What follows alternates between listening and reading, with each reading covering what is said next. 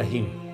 امیدوارم آمادگی داشته باشید تا داستانی دیگر، به عبارتی سیمایی دیگر از سیمای یاران رسول خدا صلی الله علیه وسلم رو با هم بخونیم.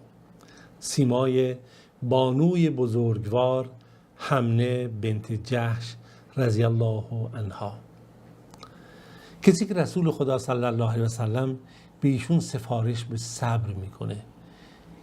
خب بد نیست که ما ایشون رو بشناسیم. قبل از اینکه ایشون رو بخوام بشناسیم ببینیم که همسر ایشون کیه. ایشون همسر اولین سفیر رسول خدا صلی الله علیه وسلم به مدینه است.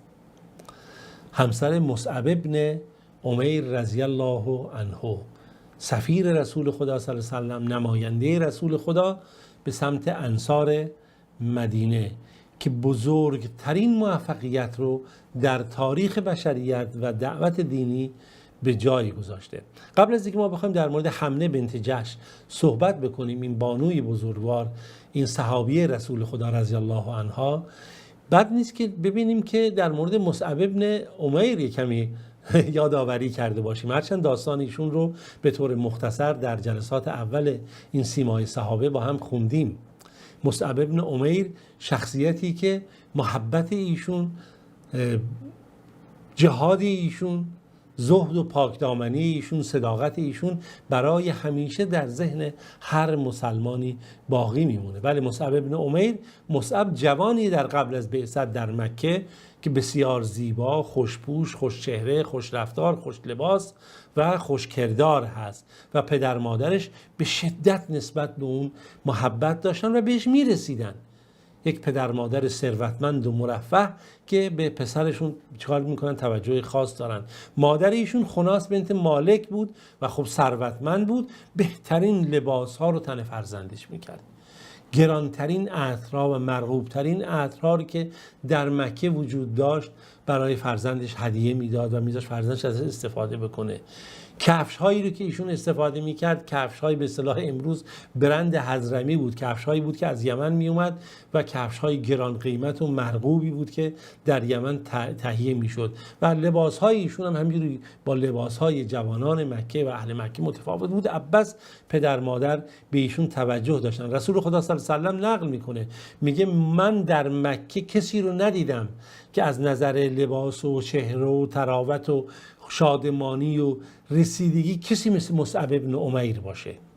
خب این مصعب ابن عمیر که رسول خدا صلی الله علیه و سلم ایشون رو داره تعریف میکنه، اما به مجرد اینکه ایشون مسلمان میشه، حتی قبل از این وقتی که خبر میشه که پیامبر خدا صلی الله علیه و سلم در دارالارقم هست و به اون دارالارقم میره و ملاقات میکنه با رسول خدا، تحت تاثیر و فهم آیات قرار میگیره و مسلمان میشه، تصمیم میگیره خودش رو در مسیر دین قربانی بکنه و تمام فکرش و روحش و جسمش و تمام آرزوهاش رو در مسیر خدمت به دین قرار بده. بلکه ایشون در مدرسه نبوت، مدرسه پیامبر خدا صلی الله علیه و سلم تربیت شده، رشد کرده، آموزش دیده و به ارتقا و درجات بالایی رسیده زیر نظر رسول خدا صلی الله علیه و سلم.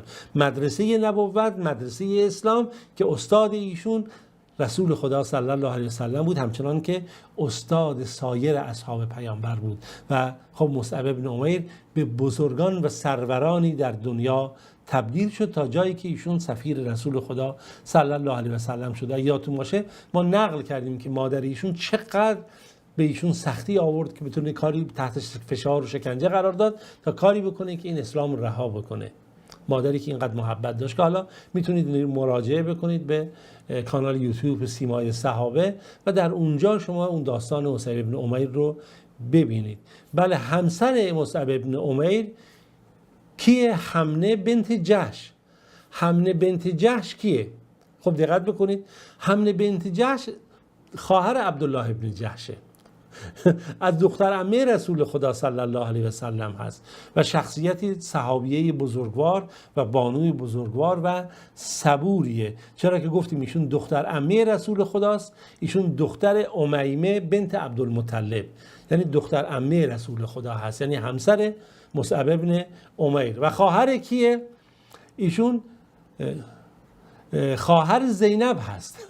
ام المؤمنین زینب که همسر رسول خدا صلی الله علیه و سلم میشه که خداوند از همه اینها راضی باشه. در هر صورت ایشون جزو شخصیت هاست که در گام اول اسلام قرار گرفته، جزو سابقین اولین هست که ما می‌خوایم در مورد ایشون صحبت بکنیم. در جزو همون اولین افرادی هستند که ایشون اسلام رو پذیرفتن و مثل سایر مسلمانان در مکه تحت فشار هر گونه رنج و شکنجه و عذاب‌های روحی و سایر شرایطی که بود قرار گرفتن تا اینکه بالاخره زمینه هجرت فراهم شد و مسلمانان به خاطر رهایی از این همه شکنجه و فشار و محرومیت و میشه گفت تحریم‌های متعدد و خطرهای فراوان ناچار شدن به مدینه هجرت بکنن. خب طبیعیه که در این قبیله بنی جحش هم همه هجرت کردن، از جمله عبدالله ابن جحش که و برادرش ابو احمد عکاشه ابن محسن و خب زینب بنت جحش که ام المؤمنین زینب باشه، ام حبیب بنت جحش، جزامه بنت جندل، ام قیس بنت محسن، ام حبیبه و خب این قهرمان ما و بانوی بزرگوار داستانی که میخوام در موردشون صحبت کنیم، حمنه بنت جحش هم که خداوند از همه اینا راضی باشه به مدینه هجرت کردن. خب اینها به مدینه اومدن، بالاخره دوباره در کنار پیامبر خدا صلی الله علیه و آله قرار گرفتن، از این چشمه نبوت، از این استاد بزرگواری که تحت نظارت الله رب العالمین جبریل علیه السلام بود چیکار کردن؟ درس میگرفتن و اخلاق خودشون رو، رفتار خودشون رو، عبادات خودشون رو، برنامه‌های خودشون رو تنظیم میکردن همان گونه که خداوند برای اونها مقدر کرده بود و خوشنود شده بود. خداوند به اینها فرزندی داد، به حمنه بنت جحش که اسم اون فرزند رو گذاشتن زینب بنت مصعب. اما همیشه زندگی حالت یک نواخت نداره، بلکه آزمایش‌ها در مسیر زندگی پدید میاد و خب در مدینه رو نذاشتن دیگه مشرکان در مدینه محمد صلی الله علیه و سلم و یارانش آرامش داشته باشن، اموال اونها رو در مکه مصادره کردن، بار بار تهدیداتی رو فراهم کردن و غزوات و جنگ‌هایی هم پی در پی پدید اومد که در این جنگ‌ها طبیعتاً زندگی اهل مدینه و مسلمانان باز در آرامش نبود و در تب و التهاب بود تا اینکه رسیدیم به غزوه احد.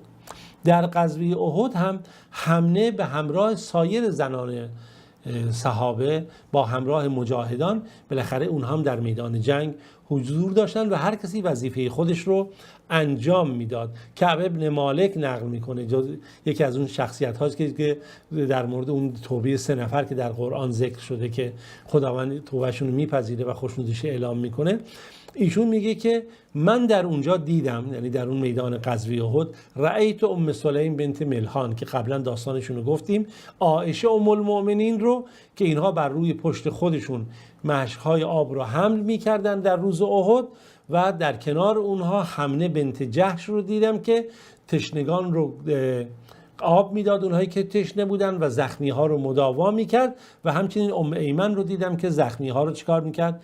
مداوا میکرد. و این روایتی که در مغازی نقل شده و آورده شده.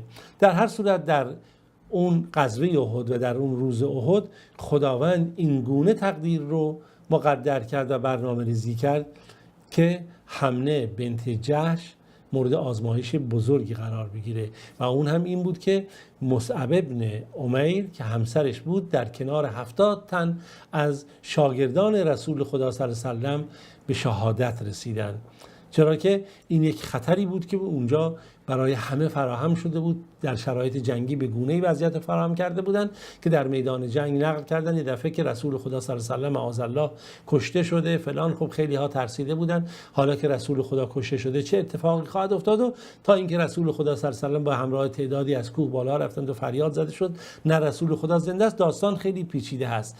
در هر صورت بالاخره غزوه احد به پایان رسید و 70 تن یا 70 خورده‌ای از شاگردان رسول خدا صلی الله علیه و سلم به شهادت رسیدن.